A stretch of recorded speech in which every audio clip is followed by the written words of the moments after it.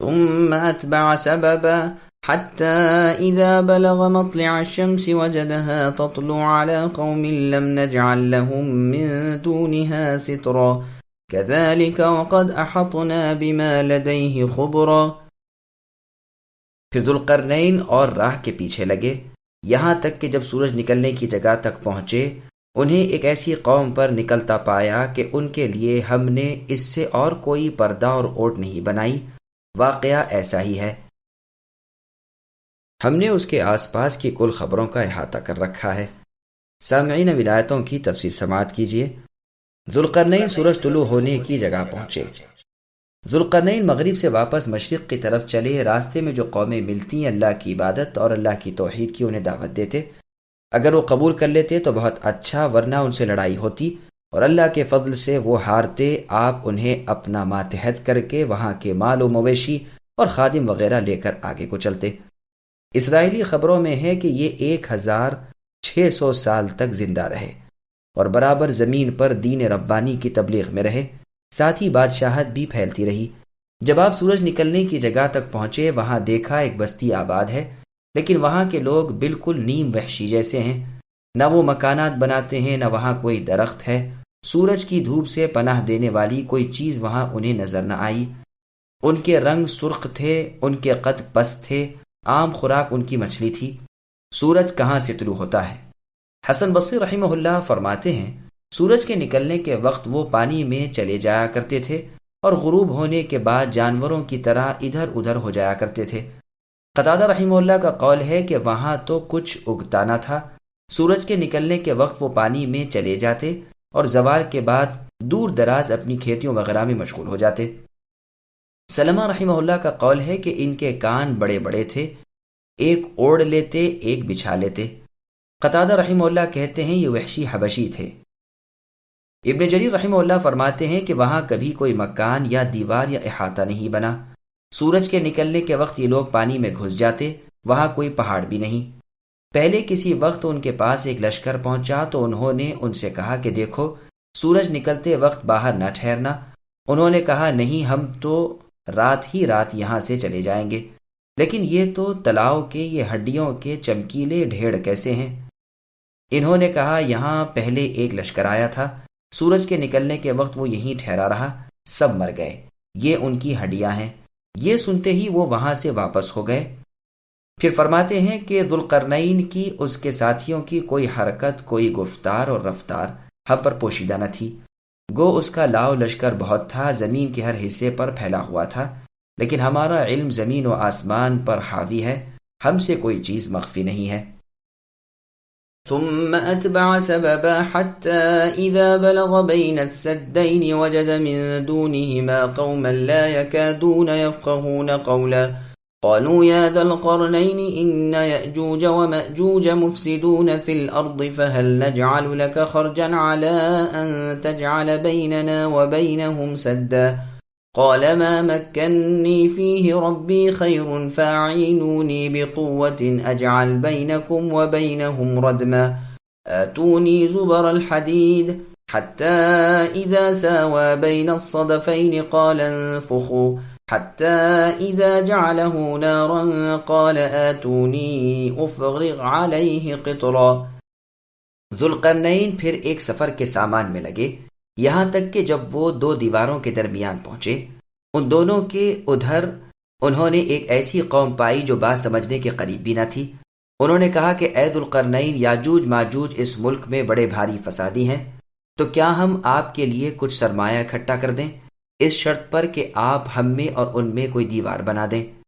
ذوالقرنین نے جواب دیا کہ میرے اختیار میں میرے پروردگار نے جو رکھا ہے وہی بہتر ہے، تم صرف اپنی قوت طاقت سے میری مدد کرو، میں تم میں اور ان میں مضبوط حجاب بنا دیتا ہوں، مجھے لوہے کی چادریں لا دو۔ یہاں تک کہ جب ان دونوں پہاڑوں کے درمیان یہ دیوار برابر کر دی تو حکم دیا کہ آگ تیز جلاؤ، تاوقت یہ کہ لوہے کی ان چادروں کو بالکل آگ کر دیا تو فرمایا میرے پاس لاؤ، اس پر پگھلا ہوا تانبا ڈال دوں۔ سامعین، اب آیتوں کی تفسیر سماعت کیجیے۔ ذوالقرنین دو دیواروں کے پاس پہنچے، اپنے شرقی سفر کو ختم کر کے پھر ذوالقرنین وہیں شمال کی طرف ایک راہ چلے، دیکھا کہ دو پہاڑ ہیں جو ملے ہوئے ہیں، لیکن ان کے درمیان گھاٹی ہے جہاں سے یاجوج ماجوج نکل کر ترکوں پر تباہی ڈالا کرتے ہیں، انہیں قتل کرتے ہیں، کھیت باغات تباہ کرتے ہیں، بال بچوں کو بھی ہلاک کرتے ہیں اور سخت فساد برپا کرتے رہتے ہیں۔ یاجوج ماجوج بھی انسان ہیں، جیسے کہ بخاری اور مسلم کی حدیث سے ثابت ہے۔ رسول اللہ فرماتے ہیں اللہ عز و جل بروز قیامت آدم علیہ السلام سے فرمائیں گے کہ اے آدم، آپ لبیک و سعدیک کے ساتھ جواب دیں گے۔ حکم ہوگا آگ کا حصہ الگ کرو، پوچھیں گے کتنا حصہ؟ حکم ہوگا ہر 1000 میں سے 999 دوزخ میں اور 1 جنت میں۔ یہی وہ وقت ہوگا کہ بچے بوڑھے ہو جائیں گے اور ہر حاملہ کا حمل گر جائے گا۔ پھر رسول اللہ صلی اللہ علیہ وسلم نے فرمایا تم میں 2 امتیں ہیں کہ وہ جن میں ہوں انہیں کثرت کو پہنچا دیتی ہیں، یعنی یاجوج و ماجوج۔ مسند احمد میں رسول اللہ صلی اللہ علیہ وسلم کا فرمان ہے کہ نوح علیہ السلام کے 3 لڑکے تھے، سام، حام اور یافت۔ سام کی نسل سے کل عرب ہیں، اور حام کی نسل سے کل حبشی ہیں، اور یافت کی نسل سے کل ترک ہیں۔ بعض علماء کا قول ہے کہ یاجوج و ماجوج ترکوں کے اس جد اعلیٰ یافس کی ہی اولاد ہیں۔ انہیں ترک اس لیے کہا گیا ہے کہ انہیں بوجہ ان کے فساد اور شرارت کے انسانوں کی اور آبادی کے پس پشت پہاڑوں کی آڑ میں چھوڑ دیا گیا تھا۔ امام ابن جریر رحمہ اللہ نے ذوالقرنین کے سفر کے متعلق اور اس دیوار کے بنانے کے متعلق اور یاجوج و ماجوج کے جسموں، ان کی شکلوں اور ان کے کانوں وغیرہ کے متعلق وہب ابن منبہ رحمہ اللہ سے ایک بہت لمبا چوڑا واقعہ اپنی تفسیر میں بیان کیا ہے، جو علاوہ عجیب و غریب ہونے کے صحت سے دور ہے۔ ابن ابی حاتم میں بھی ایسے بہت سے واقعات درج ہیں، لیکن سب غریب اور غیر صحیح ہیں۔ ان پہاڑوں کے درے میں ذوالقرنین نے انسانوں کی ایک آبادی پائی جو بوجہ دنیا کے اور لوگوں سے دوری کے اور ان کی اپنی مخصوص زبان کے اوروں کی بات بھی تقریباً نہیں سمجھ سکتے تھے۔ ان لوگوں نے ذوالقرنین کی قوت و طاقت، عقل و ہنر کو دیکھ کر درخواست کی کہ اگر آپ رضامند ہوں تو ہم آپ کے لیے بہت سامان جمع کر دیں اور آپ ان پہاڑوں کے درمیان کی گھاٹی کو کسی مضبوط دیوار سے بند کر دیں تاکہ ہم ان فسادیوں کی روزمرہ کی ان تکالیف سے بچ جائیں۔ اس کے جواب میں ذوالقرنین نے فرمایا مجھے تمہارے مال کی ضرورت نہیں، اللہ کا دیا سب کچھ میرے پاس موجود ہے اور وہ تمہارے مال سے بہت بہتر ہے۔ یہی جواب سلیمان علیہ السلام کی طرف سے ملکہ سبا بلقیس کے قاصدوں کو دیا گیا تھا۔ ذوالقرنین نے اپنی اس جواب کے بعد فرمایا کہ ہاں، تم اپنی قوت و طاقت سے میرا ساتھ دو تو میں تم کو اور ان میں ایک مضبوط دیوار کھڑی کر دیتا ہوں۔ زبر جمع ہے زبرتن کی۔ ذوالقرنین فرماتے ہیں کہ لوہے کے ٹکڑے اینٹوں کی طرح کے میرے پاس لاؤ۔ جب یہ ٹکڑے جمع ہو گئے تو آپ نے دیوار بنانی شروع کرا دی، اور وہ لمبائی چوڑائی میں اتنی ہو گئی کہ تمام جگہ گھر گئی اور پہاڑ کی چوٹی کے برابر پہنچ گئی۔ اس کے طول و عرض اور موٹائی کی نپان میں بہت سے مختلف اقوال ہیں۔ ذوالقرنین نے سیسا پلائی دیوار بنائی۔ جب یہ دیوار بالکل بن گئی تو حکم دیا کہ اب اس کے چوطرف آگ بھڑکاؤ۔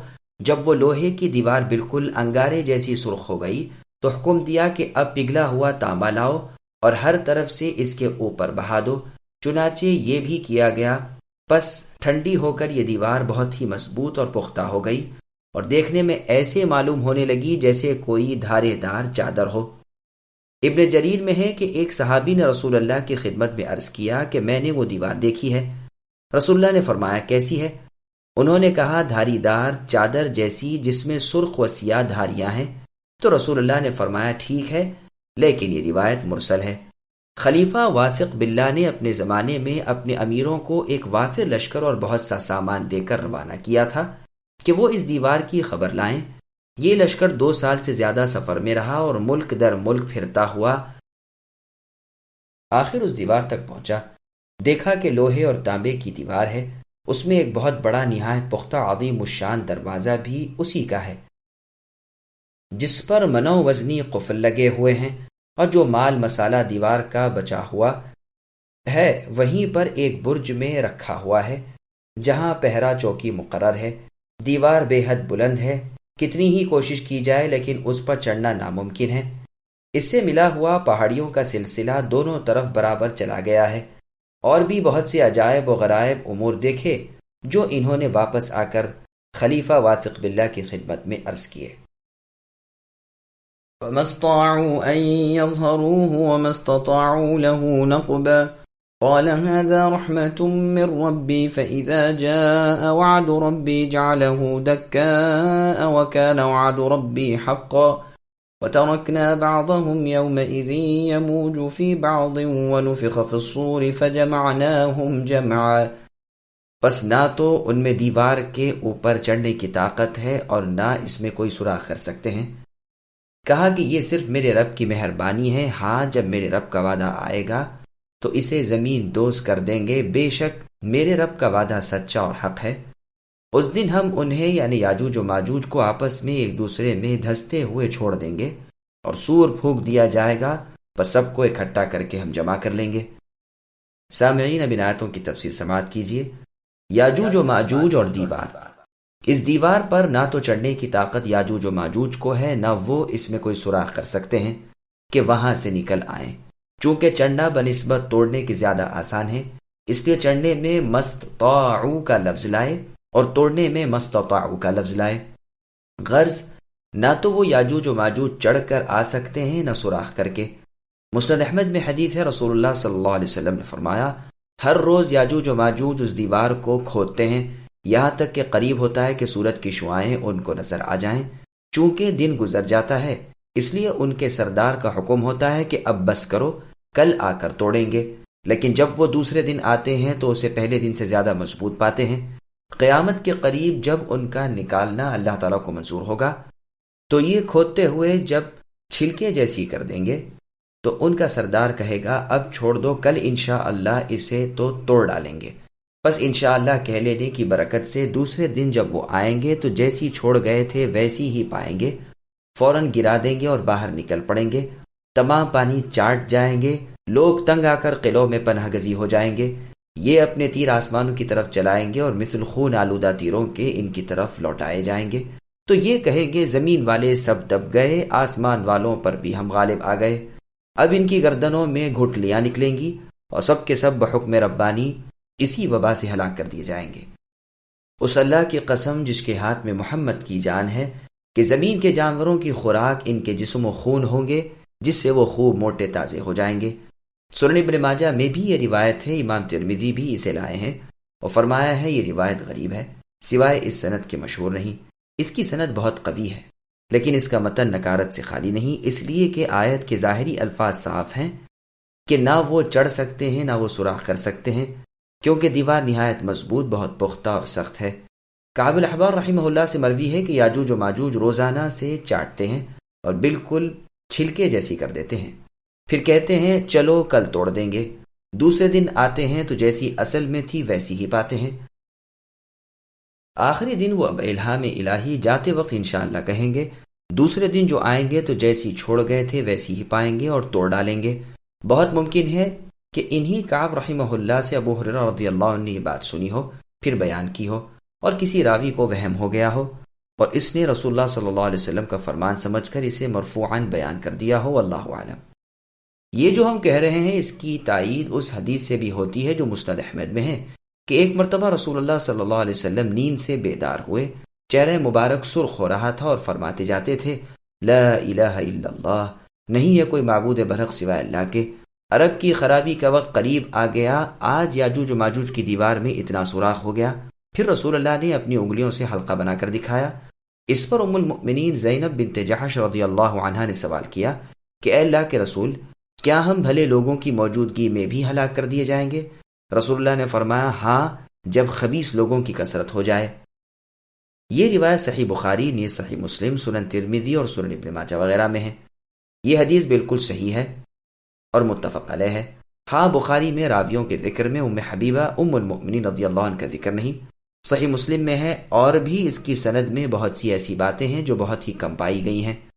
مثلا زہری کی روایت عروہ سے حالانکہ یہ دونوں بزرگ تابعی ہیں اور 4 عورتوں کا آپس میں ایک دوسرے سے روایت کرنا پھر چاروں عورتیں صحابیہ پھر ان میں بھی 2 رسول اللہ کی بیویوں کی لڑکیاں اور 2 آپ کی بیویاں. مسند بزار میں یہی روایت ابو ہریرہ رضی اللہ عنہ سے بھی مروی ہے. معلوم ہونا چاہیے اس سارے تکلف کی اور ان مرفوع حدیثوں کے متعلق اس قول کی ضرورت ہی کیا ہے. ہم آیت قرآن اور ان صحیح مرفوع حدیثوں کے درمیان بہت آسانی سے تطبیق دے سکتے ہیں کہ وہ کوئی ایسا سوراخ نہیں کر سکتے جس میں سے نکل آئیں۔ پتلی کر دینا یا حلقے کے برابر سوراخ کر دینا اور بات ہے، جو مقصود ذوالقرنین کا اس دیوار کے بنانے سے تھا وہ بفضلہ ہی تعالی حاصل ہے کہ نہ وہ یعنی یاجوج و ماجوج اوپر سے اتر سکیں، نہ توڑ یا سوراخ کر کے نکل سکیں، اور اسی کی خبر آیت میں ہے اور اس کے خلاف کوئی حدیث نہیں، واللہ عالم۔ اس دیوار کو بنا کر ذوالقرنین اطمینان کا سانس لیتے ہیں اور اللہ کا شکر کرتے ہیں اور فرماتے ہیں کہ لوگوں، یہ بھی رب کی رحمت ہے کہ اللہ نے ان شریروں یعنی یاجوج و ماجوج کی شرارت سے مخلوق کو اب امن دے دیا ہے۔ ہاں، جب اللہ کا وعدہ آ جائے گا تو یہ دیوار یعنی بند ڈھیر ہو جائے گی اور یہ زمین دوز ہو جائے گی، مضبوطی کچھ کام نہ آئے گی۔ اونٹنی کا کوہان جب اس کی پیٹھ سے ملا ہو تو عرب میں اسے ناقہ دکا کہتے ہیں۔ قرب قیامت یہ دیوار پاش پاش ہو جائے گی۔ قرآن میں اور جگہ ہے کہ جب موسیٰ علیہ السلام کے سامنے پہاڑ پر رب نے تجلی کی تو وہ پہاڑ زمین دوز ہو گیا، وہاں بھی لفظ جعلہ دکن۔ پس قریب قیامت یہ دیوار پاش پاش ہو جائے گی اور ان یاجوج و ماجوج کے نکلنے کا راستہ ہو جائے گا۔ اللہ کے وعدے اٹل ہیں، قیامت کا آنا یقینی ہے۔ اس دیوار کے ٹوٹتے ہی یاجوج و ماجوج نکل پڑیں گے اور لوگوں میں گھسے جائیں گے، بیگانوں اگانوں کی تمیز اٹھ جائے گی۔ یہ واقعہ مسیح الدجال کے آ جانے کے بعد قیامت کے قیام سے پہلے ہوگا۔ اس کا پورا بیان سورہ انبیاء آیت نمبر 96 کی تفسیر میں انشاءاللہ آئے گا۔ جب سور پھونکا جائے گا، اس کے بعد سور پھونکا جائے گا اور سب جمع ہو جائیں گے۔ یہ بھی کہا گیا ہے کہ مراد یہ ہے کہ قیامت کے دن انسان جب سب خلط ملط ہو جائیں گے۔ سنن نبی داؤد میں رسول اللہ صلی اللہ علیہ وسلم کا فرمان ہے، پھر سور پھونک دیا جائے گا کہ وہ ایک قرن ہے جس میں پھونک دیا جائے گا۔ پھر آگے اللہ فرماتے ہیں، ہم سب کو حساب کے لیے جمع کریں گے، سب کا حشر ہمارے سامنے ہوگا، جیسے سورہ واقعہ کی آیت نمبر 49 اور 50 میں فرمایا، جس کا ترجمہ ہے کہ اگلے پچھلے سب کے سب مقرر دن کے وقت پر اکٹھے کیے جائیں گے۔ اور سورہ کہف کی آیت نمبر 47 میں فرمایا، وَحَشَرْنَاهُمْ فَلَمْ نُغَادِرْ مِنْهُمْ أَحَدًا، کہ ہم سب کو جمع کریں گے، ایک بھی باقی نہ بچے گا۔